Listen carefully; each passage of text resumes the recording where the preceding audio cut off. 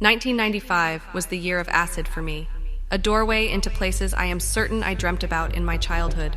Crystal dimensions where I could taste colors and touch sounds and smells with my hands.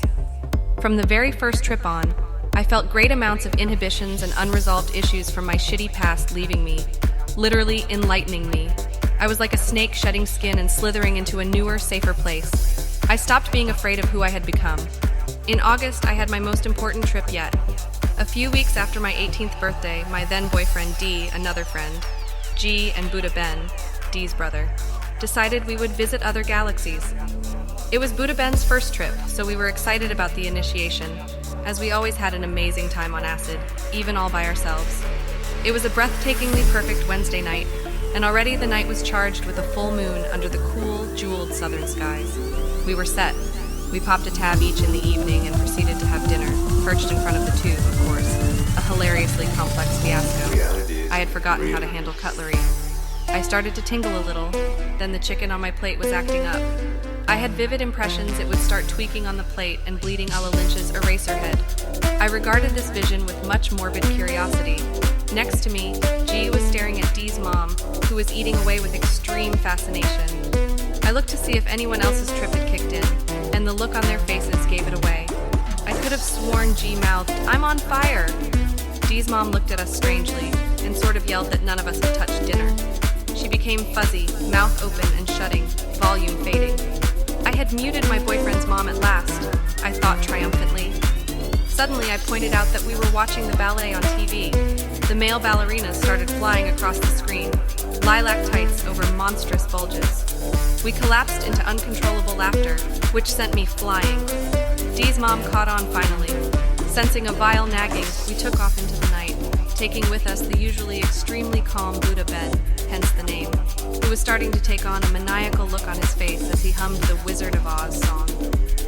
Walking into the hills, we suddenly stumbled upon a poster for a lost gala in the dirt road, which appealed to G and became G's quest for the night.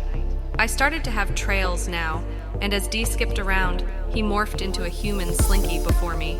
We walked aimlessly, searching for the Wizard of Oz and a lost gala. The world became butter smooth. I began to sense the onset of my peak, and within minutes, I began detaching myself from my body. During the odd reality, I was amazed that we were even walking. It seemed surreal.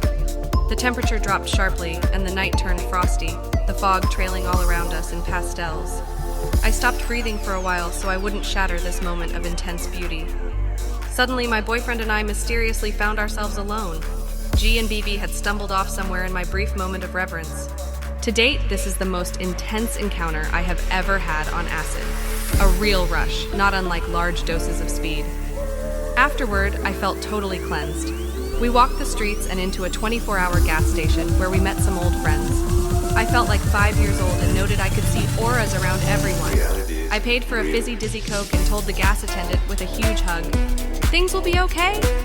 I saw so much red around him. He looked at me, all puzzled for a few seconds, then broke into a smile and said thanks. We glided on home, agreeing we were both coming down now. When we got there, BB and G were sitting on the caravan roof with beers, in hysterics and howling at the moon. As we sat down and smoked a fat joint, they told us they had gate-crashed some teeny bopper party in the next suburb and had a brilliant time dancing and laughing their bloody arses off. We sat there for an hour or so, coming down to Pink Floyd playing from the elderly neighbor's house. The cold finally hitting, Dee and I went into his room and switched on the radio. Some Balinese music was playing. The joint must have set us off because the wood chimes sent colors across the room back and forth.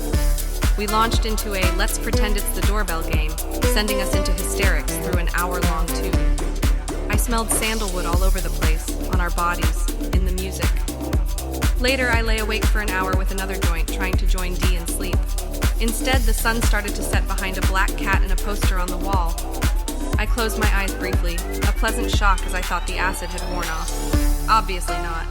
I spiraled into a rapidly morphing Technicolor world, flowers exploding into colors, exploding into spirals and cuboids, infinite images evolving and taking over.